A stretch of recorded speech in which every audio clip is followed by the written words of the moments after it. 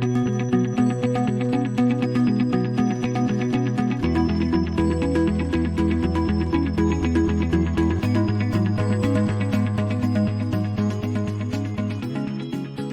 to Let's Talk Portsmouth, a new communications enterprise developed by the City of Portsmouth's Marketing and Communications Division. If you're interested in Portsmouth news and information, public concerns, and other relevant topics that could impact your life, Let's Talk Portsmouth is the podcast for you. We'll talk city business, including interviews with city administrators, hold discussions with civic and community organizations, and converse with newsmakers from around the state on topics close to home and heart. Now, here's your host, Sharon Hoggart. Hello out there in podcast land. This is Let's Talk Portsmouth. I'm your host, Sharon Hoggart from the City of Portsmouth's Department of Marketing and Communications. In today's episode, we're going to talk about food insecurities, otherwise known as hunger, in our country and in the Hampton Roads region. According to research done by the Food Research and Action Center back in 2020, more than 38 million Americans lived in households that lacked access to affordable and nutritious food. In addition, 1 in 7 households with children could not buy enough food for their families. We're going to talk about an agency whose ultimate goal is to eradicate hunger in the community. Joining us today is Ms. Edmond, Chief Impact Officer for the Foodbank of Southeastern Virginia and the Eastern Shore. She joined the Foodbank in January 2021 and will talk to us about the work being done at the Foodbank. We're going to take a short break first. Stay with us. We'll be right back. These are the sounds of a dinner that almost didn't happen. A dinner now served, thanks to people like you. Due to COVID-19, 17 million more Americans may face hunger. Feeding America is helping our neighbors in need. And if you're able, you can too. Donations are being accepted at feedingamerica.org/coronavirus. Brought to you by the Ad Council and Feeding America, 200 Food Bank strong. Welcome back. You're listening to Let's Talk Portsmouth. And as promised, at the top of the show, we have Ms. Edmond with the Foodbank of Southeastern Virginia and the Eastern Shore. Thanks so much for taking time out of your schedule to join us on Let's Talk Portsmouth. But before we start with the interview questions, we like to open it up with a little icebreaker. So, Ms. Emma, tell us a little bit about your background and how you came to the Foodbank. Well, first, Sharon, thank you so much for having me on this afternoon. It's a pleasure talking with you. I have actually spent the last 30 years of my career in the corporate for-profit space. Worked for a number of organizations here in Hampton Roads, but the last 3 years I had left the area, moving to the Charlotte, North Carolina area to work for a major East Coast grocery retailer. And as part of my responsibilities there, I led their corporate philanthropy efforts, which focused on hunger relief. Groceries, hunger relief, kind of makes sense. And it was through that work that I really led our initiative to support the 30 food banks that are in that grocery retailer's footprint, including the Food Bank of Southeastern Virginia and the Eastern Shore. So I got to know the work of the food bank. I'm very passionate about ending hunger, experienced hunger as a child. And so I feel like this job in this moment really brings together everything for me in terms of work that lends itself to my passion and purpose. Mm-hmm. And that is how I landed at the food bank. Okay. So as Chief Impact Officer at the Food Bank of Southeastern Virginia and the Eastern Shore, what specifically are your duties? So I am responsible for strategic leadership of a number of areas at the food bank, including advocacy, programs, development, public relations, marketing, and our 2 branch offices in Western Tidewater and on the Eastern Shore. And that's a lot of words. I like to think of it really as, I'm sort of the chief storyteller, the chief fundraiser, and the chief program developer for the food bank. Now that makes sense now. Okay. Chief Impact Officer, I get it. And do you mind if I just refer to your agency as the Food Bank rather than saying the whole name again? Because I'm getting tongue-tied or something over that. That is perfectly fine. Thank you. Now, this is a question I've been thinking about as soon as I was able to book you. To me and to many people, it seems really unfathomable that people in the 21st century and in one of the wealthiest nations in the world, that we still have families and individuals experiencing hunger or food insecurities. Explain to our listeners, what do we mean when we use the term food insecurities? And does an additional add-on to that question, Emma, are food deserts responsible partly for these food insecurities in certain neighborhoods? So thanks so much for asking me that question, Sharon, and I want to share a little bit of a definition with you. We sort of use the terms hunger and food insecurity interchangeably, but they don't actually mean the same thing. So if you think about hunger, you might have your lunch late today because we're doing this interview this morning, and you start to feel some hunger pains, but you're able to go to the fridge, get your meal out, eat your lunch, and you're no longer hungry. Mm-hmm. Food insecurity is really a little bit different than that.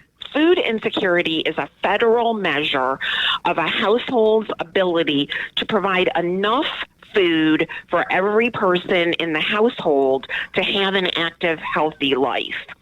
So if you think about households that may be experiencing poverty, you might have a mom who continuously skips meals so that she's able to feed her children. Mm-hmm. That household is experiencing food insecurity. You may have a household where seniors live, and those seniors continually skip meals so that they can afford to buy their prescription medications. Mm. That household is experiencing food insecurity. It's this inability to put enough healthy, nutritious food on the table regularly for everyone to, sustain their healthy, active lifestyle. You asked a follow-up about food deserts, and is that a cause? Food deserts are certainly a contributing factor, but I think the primary or overarching cause is really economic instability. Mm-hmm. Households that are experiencing poverty, it's you look at the cost of groceries at the grocery store these days, right? It's difficult mm-hmm. to afford to be able to put healthy food on the table.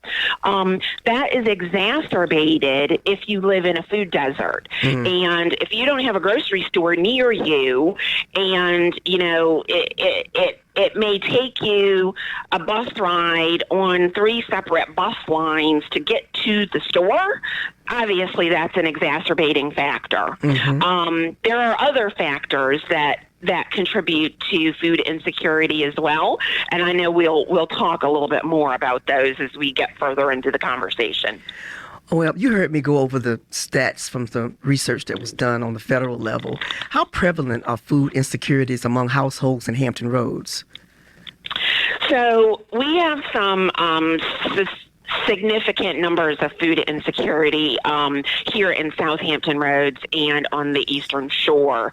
There are about 131 households who experience food insecurity here, including about 40,000 children who may not regularly have access to enough food.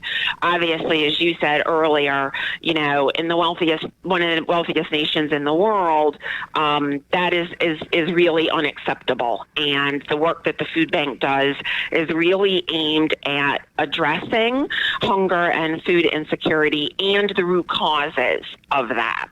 Okay. So do the numbers, your numbers and your stats of households experiencing food insecurities across our community and similar communities in the U.S., does that also reflect what's happening in Hampton Roads? I kind of messed up that question. Let me ask you again. Yeah, no, I got where you were going. Okay. Do our numbers mirror sort of the rest of the country? Correct. Mm-hmm. And the answer to that is yes, they do. We have neighborhoods within our community that are disparately impacted by hunger and food insecurity. And that includes rural areas within our service area footprint. You think about the Eastern Shore as an example. It's basically a 70-mile long food desert. There are only a handful of grocery stores on the Eastern Shore. And if you don't live next to one of them, you're in a food desert. You may have to travel, 10 or more miles on the Eastern Shore to be able to access a grocery store. And so, clearly your rural geography is impacting that. We also have communities, neighborhoods within our community that are communities of color. And it's a fact that communities of color are disparately impacted by hunger and food insecurity. And I'll give you an example of that. In Norfolk, for instance, the overall food insecurity rate in Norfolk is about 8%. Mm-hmm. Well, that doesn't sound very high, but if you look at a community like Young Terrace, which is across the street from the Foodbank, the majority of folks who live there are African American. They have significantly high rates of poverty, and the food insecurity rate there is more than 50%. So obviously, a neighborhood with a 50% food insecurity rate, that paints a very different picture than knowing that the overall rate in the city is 8%. And so it's that kind of mapping that we do at the Foodbank that really helps us understand where the neighborhoods of need are so that we can strategically position our services to be able to address those. But that picture looks the same across the country. Black, indigenous, communities of color, rural communities, significantly more impacted by food insecurity than white communities. And you use a percentage to explain that. When y'all are talking to contributors and donors and trying to get advocates, do y'all talk in percentages or do you talk the actual numbers? Both. I think both. Math is interesting, right? It all tells a story, and it depends on who it is that we're interacting with and what really is going to resonate with that person or that organization. We also like to tell individual stories of people who we interact with every day who are in need. And all of that relates to our work to help our community understand what food insecurity looks like here. I asked because I think people still think it's just unthinkable that we have people that live right next door to you who are having food insecurities. Absolutely. All right. So the Food Bank's vision is to obtain a hunger-free community. Explain to us what that will look like and highlight some of the strategies you guys will use to implement to make a hunger-free community a reality. Thanks for asking that. This is really one of my absolute favorite things to talk about as an executive team member here at the Food Bank. We have a 3-year refreshed strategic plan that guides all of our work. And that strategic plan has 4 pillars: lead, feed, strengthen, and transform. And those pillars and that plan really guide our work to ensure that we create that vision of a hunger-free community. So it relates to, obviously things like this, increasing community awareness about the causes and consequences and disparities associated with hunger and food insecurity. I think the more our community knows that people who may live next door to them are impacted by this issue, the more people want to get involved. We also have some goals around expanding healthy food service options, particularly in underserved, low-income neighborhoods. We also are looking at, diversifying our own resources, our food availability and accessibility, our funding and volunteer resources to scale and sustain our work to address hunger relief and ending hunger. And then the last thing that I mentioned is our transform pillar. And that is the area that gets me sort of most excited.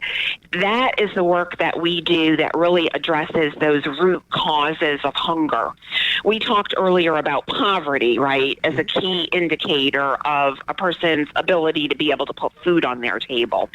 We are doing some work with both traditional and transformational, non-traditional partners to address those root causes. So we have partnerships with workforce development partners, higher education partners, healthcare partners, all of those areas that are a root cause of hunger.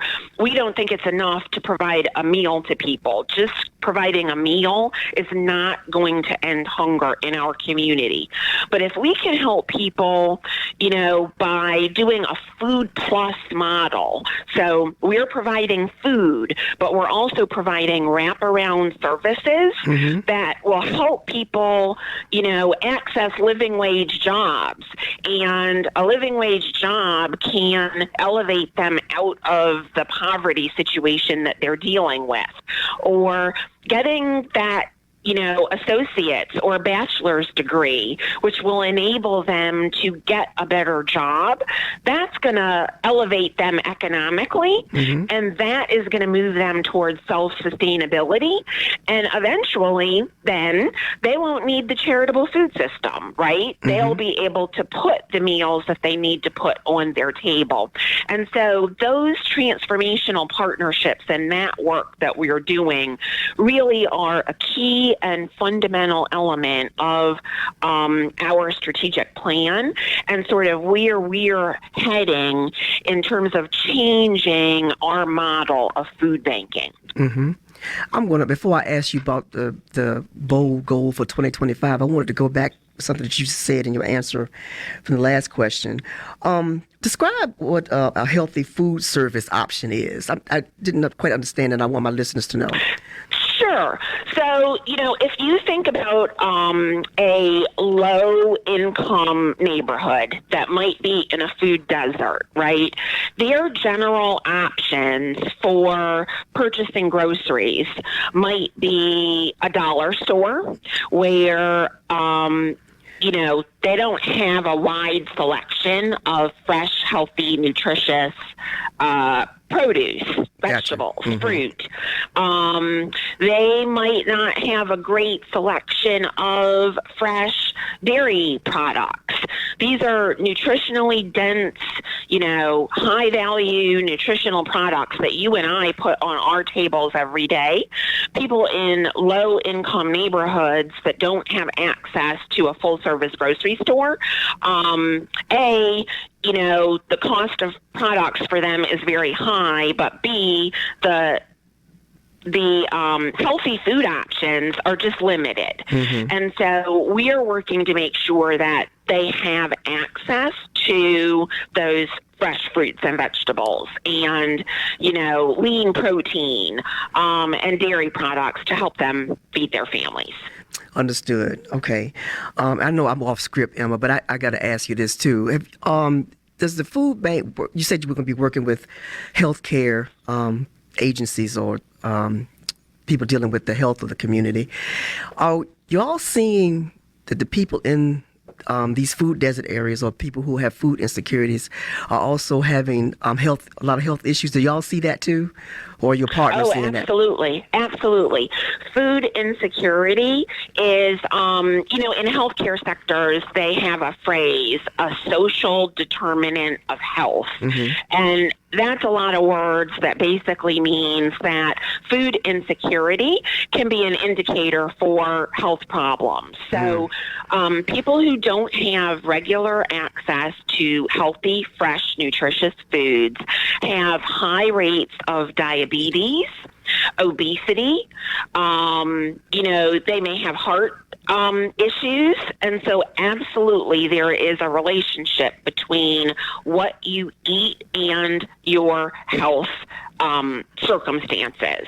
And so, health equity is certainly something as a food bank that we are very interested in. Mm-hmm. We want to make sure that people have access to the healthy food that they need, and that food is available to them regularly, which will help them in a variety of ways, including their ability to be able to manage health conditions, and particularly chronic health issues. Okay, so now we get into the part that you really want to talk about, and that's the food bank's bold goal for 2025. What is that? Yes, we have a bold goal for 2025, and that is that we will close the meal gap for our service area and make measurable progress toward ending hunger in our community. And we're going to do that, of course, by collaborating with community partners to address the root causes that we talked about a few minutes ago. I used a phrase that I haven't used before, and so I want to share that. And I said closing the meal gap. What that means is, we talked about people who might be skipping meals to make sure that somebody else in their family can eat. We estimate that there are about 30 million meals missing from our neighbors' tables right here in Southampton roads and the Eastern Shore every year. And so our goal is to make sure that that meal gap gets closed and that those meals are available to people by 2025. Okay. Wow, that's a big goal, Emma. It is a big goal, but, people deserve to be able to have the nutritious meals that they need and that their children need in order to be able to thrive and grow and learn and succeed at their jobs and in their lives. And if we as a food bank are not helping to make that happen, then whose responsibility is that? And so y'all are involved in much more than what the public may think, and that's just, y'all have food places where you give out food, distribute food, and so you're so much more than just that. So, we absolutely are more than that. And, one of the things that we have done just this year in the midst of a pandemic, we opened 4 new facilities that we call food hubs. And they are facilities that are in these low-income areas that are significantly impacted by food insecurity. And we are implementing our Food Plus model within these food hubs. And so, you're able to walk in as a member of the community who might be experiencing hunger and food insecurity and shop for your own food.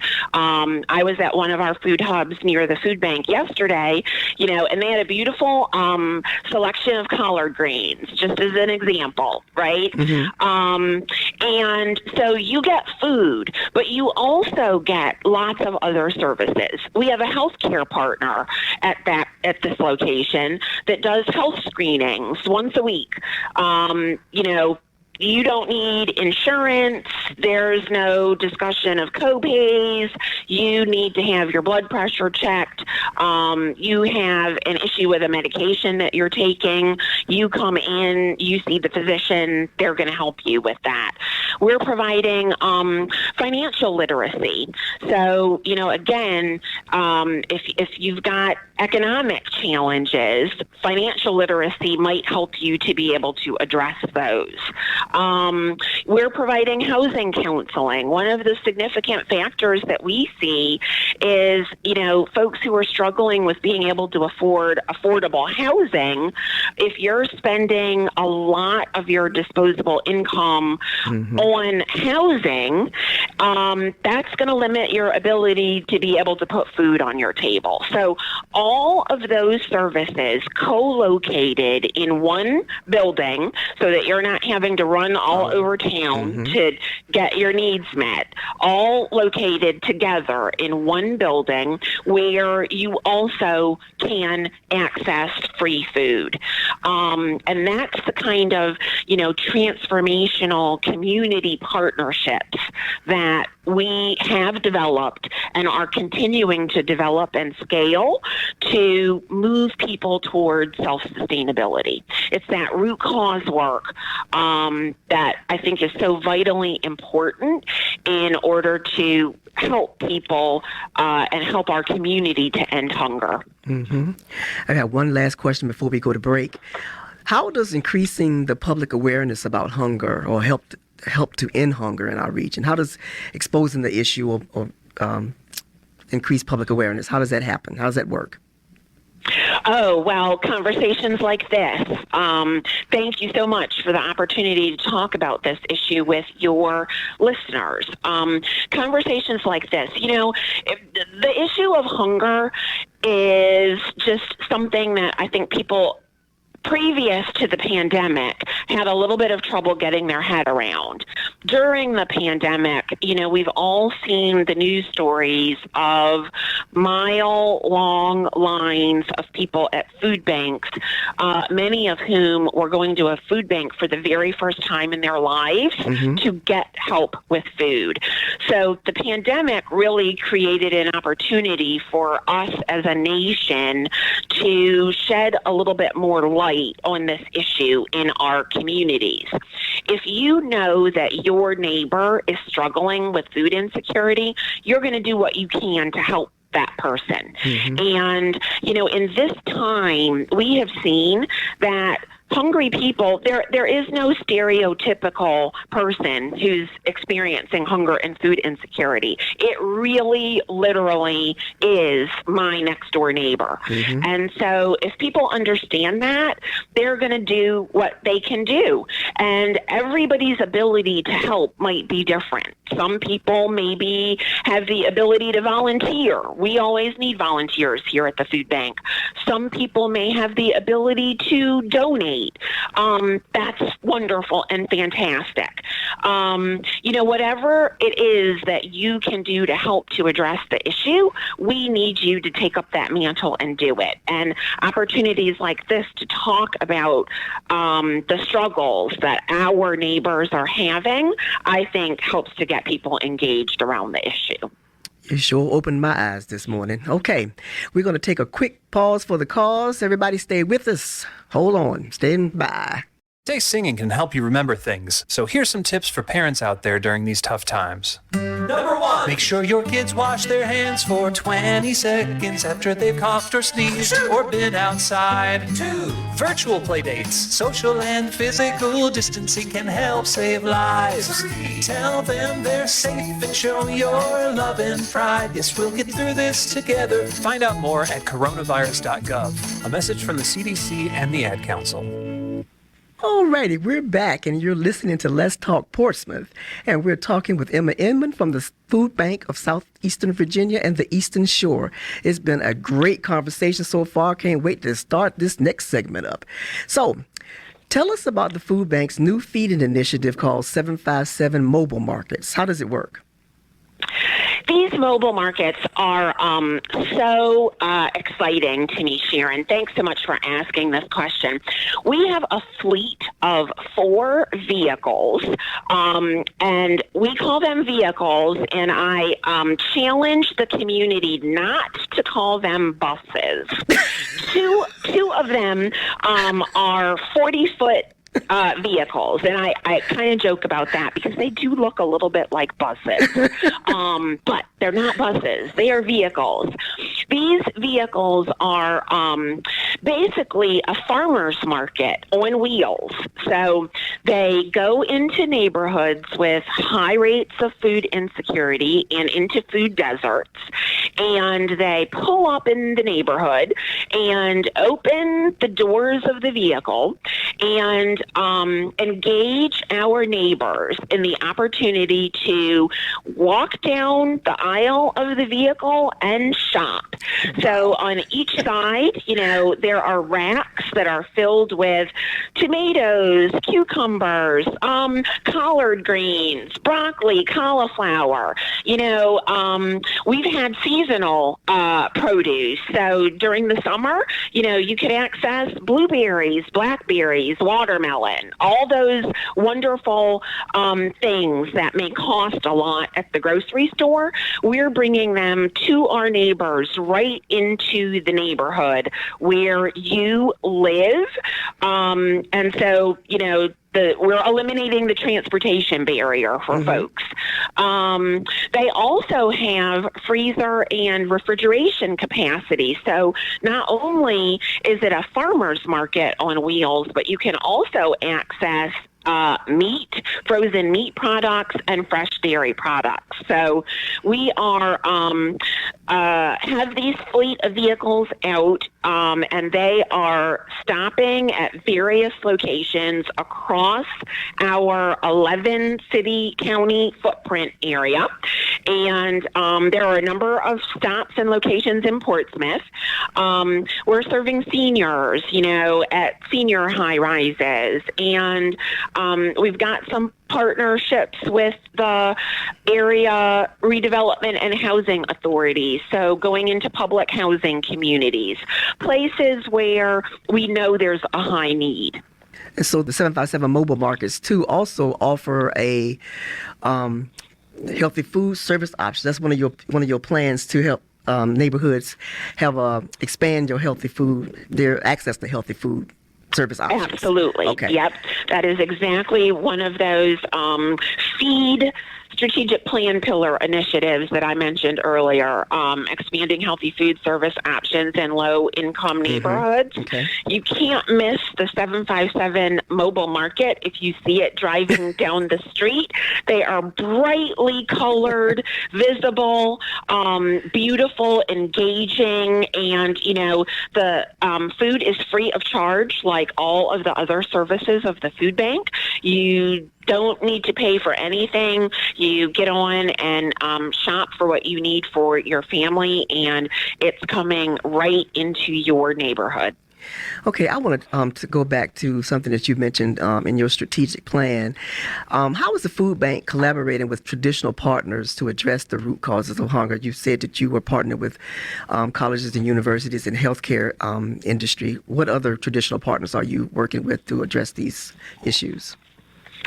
So we have a network of traditional feeding agency partners. And so if you think about, your local church food pantry or the local neighborhood food pantry or soup kitchen, we have 200 feeding agency partners within our network across Southampton roads and on the Eastern Shore who really are the boots on the ground who are helping us to feed people. They're the folks who are doing, food distributions on a weekly or biweekly or monthly basis. We take food from our warehouse here in Norfolk, get it to those feeding agency partners, and they get it to our neighbors who are in need. So that's one element. I talked a lot about our transformational work, and that's a key focus of where we are headed as a food bank, but that does not mean that we are going to stop our focus on feeding people who are hungry today. Mm-hmm. And so that network of agency partners helps us to do that. that looked a little bit different during the pandemic. Some of our agencies had to shut down during the pandemic because they're mostly staffed by volunteers, many of whom are older. And so, we shifted to doing things like drive-through pantry distributions. Many of those agencies have since reopened, and so we're very grateful to them and their continued partnership to help to feed our neighbors who are experiencing hunger and food insecurity. So that's kind of the traditional food bank model, right? You have, partners in the community, and they help to distribute food. The non-traditional partner side, that transformational work that we're doing, that's all of the work that I talked about. We have a partnership, for instance, with TCC, and we have it's called the Community Feed. There are two of them. One is at MacArthur Center Mall in Norfolk, and it serves TCC Norfolk students. There is another one that is on the campus of TCC Portsmouth, and these are basically campus food pantries, but again, it's food pantry plus, right? It's identifying other services that those students need, and our partners at TCC do a phenomenal job of that, engaging their campus community in helping to address other needs of those students while we are helping to address their food needs. And so they have a student empowerment and resource center where the community feed is located, and students can come in between classes if they just need a quick snack to help them get through through their next class, or they also can access food that's available to them to help them and their families. Of course, many TCC students are non-traditional students. They're adult students with families, and so helping them helps not only them, but helps their families as well. So that's an example of one of our non-traditional partnerships. We just opened within the last month a similar campus pantry on the Eastern Shore with Eastern Shore Community College as our partner there. But we also partner with,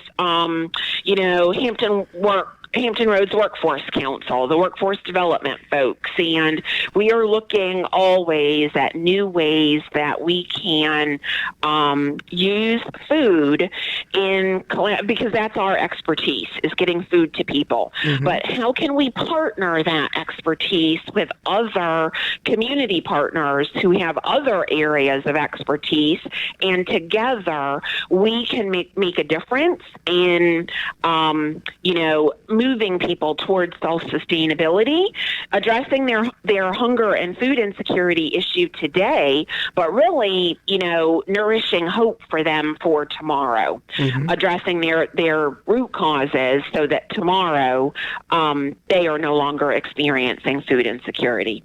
Now, you've already answered this question, but I want you to reiterate it for our listening audience.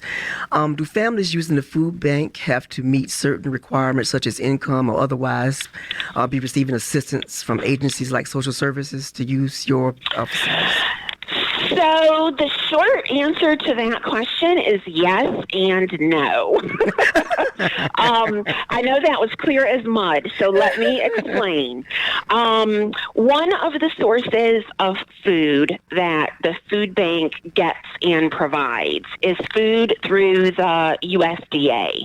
So federal nutrition programs like the Emergency Food Assistance Program, or programs that are geared specifically to provide food, for instance, to senior citizens. Some of those federal nutrition programs do have income guidelines, and we have to abide by those guidelines in providing those food products to people. That's just one stream of food that the food bank distributes. The rest of the food and the rest of our programs that we use to serve people who are experiencing hunger and food insecurity, there are no income requirements. And so for all the rest of our programs, the food hubs that I mentioned to you earlier, our partnership with TCC that I mentioned earlier, we have a food hub that's located in Portsmouth, as an example, at the Wesley Community Service Center. They're phenomenal partners. None of the food that's provided at the Wesley, people do not have to, meet any income requirements. So for the vast majority of the food that we provide through the food bank, there is no income requirement. If you walk in to one of the areas where we're providing food and you say you have a need, you're going to be able to get food for yourself and your family. Okay. So how can the public become involved in the food bank's programs to address food insecurities? Oh, there are a number of ways that the community can help us. First, we rely on volunteers. There are only about 60 people who are employed by the food bank, but our service area is 4,745 square miles from the top of the Eastern Shore out to, Isle of Wight and Sussex County and Franklin, Virginia. That's a huge service area. We can't do what we do without volunteers. We have mobile food pantries that operate in every corner of our footprint. Those food pantries are run by volunteers. Volunteers are our lifeblood. And so if you have some time that you can give, we need you here at the food bank. And I want to just elaborate a little bit on that. Before the pandemic, we had a core cadre of about 6,000 volunteers who served the food bank annually. And so, they provide a phenomenal amount of, labor and man hours to our work and our ability to be able to feed people. During the pandemic, of course, and some of those are corporate volunteers. So as corporations closed their doors and had their workforce working from home, many of those volunteers were unable to volunteer for us. Companies said, we're not sure if that's safe and healthy for you. And so, got to nix that for the time being. Many of our volunteers are seniors. They're older people. And so, of course, for much of the pandemic, for obvious reasons, they were concerned about their health, and rightly so. And so we lost some of those volunteers. Today, our volunteer workforce, we are down to about 3,500 volunteers. So when I say we need volunteer help, we do need volunteer help. And if any of your listeners are able to give, an hour a month, 2 hours a month, an hour a week, an hour a year, whatever it is that they can provide, we can use you. There are other ways that folks can help to assist us as well. We have a retail food rescue program, and so we get donations of food product from all of the grocery retailers in our footprint. But if you think about what grocery stores and the supply chain issues looked like during the past year and a half, many grocery store shelves themselves were actually empty. And so our grocery store partners have not been able to provide to us at the levels that they were able to provide prior to the pandemic. What that means is that the food bank has had to purchase food. Yep. I mentioned one of our food hubs to you earlier, our food hub here in Norfolk. We spend $20,000 a month to purchase food for that one location alone. Wow. And so if you multiply that over all of our locations, you can tell that, we've had a significant increase in our budget expenditures for purchasing food. It costs us more than $1 million a year to purchase food. And so donations to enable us to do that as a nonprofit organization, critically important for us. Mm-hmm. And I would also say we need folks to lend their voices. You heard this program, you understand what hunger and food insecurity looks like here. Use your social media channels, mm-hmm. talk about the issue, get your friends and your family and other people engaged. Contact your elected officials. The federal nutrition programs, the child nutrition programs that feed kids during the summer when they're not in school, and that feed kids free and reduced lunch and breakfast while they are in school, those are vital lifelines in terms of helping make sure that people have the food that they need in order to survive.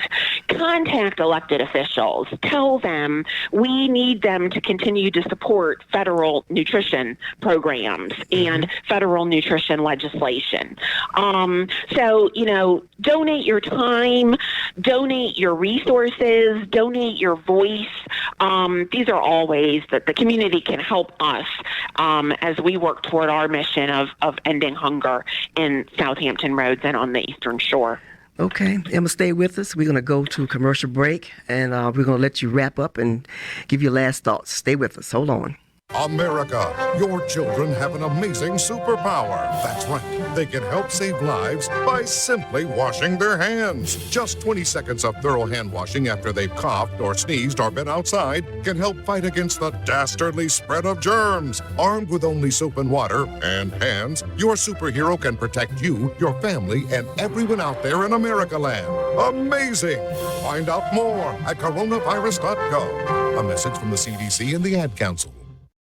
Okay, we've been talking with Emma Edmond from the Foodbank of Southeastern Virginia and the Eastern Shore. This has been very informative. I hope our listeners got some great information out here from this conversation. This Foodbank does so much for the community. Do you have any last thoughts you'd like to leave with our listeners? Or please give us some contact information too, Emma, website, telephone number, that kind of thing. Absolutely. If you want to learn more about the food bank and how you can get engaged to help us as we work to end hunger here in our community, please visit our website, which is foodbankonline.org. And, our main headquarters branch is at 800 Tidewater Drive in Norfolk, Virginia. We welcome folks to give us a call. You can register to volunteer online. Anything that you really need to know about the food bank, you can find out about us by visiting our website. We're also on social media channels, including Twitter and LinkedIn and Facebook. So lots of different ways to find out more about us. Well, again, thank you so much for joining us today. Great information, great conversation. Take care. Thank you so much. Take care. All righty. Thank you for downloading and listening to Let's Talk Portsmouth. You can find our podcast wherever you listen to podcasts, including the Podbean app, Spotify, Amazon Music Audible. The Let's Talk Portsmouth link can also be found on our Facebook and Twitter pages. Share our podcast with your family and friends. Keep downloading and listening. We appreciate you. Talk to you later. We're out of here. Thanks for listening to Let's Talk Portsmouth, the podcast that's about the city of Portsmouth and our connections around the globe. Listen and download our next episode for more news you can use and information that may just change your perspective. Find our podcast where you find quality podcasts, the Podbean app, Spotify, and Amazon Music Audible. Until next time, Take care.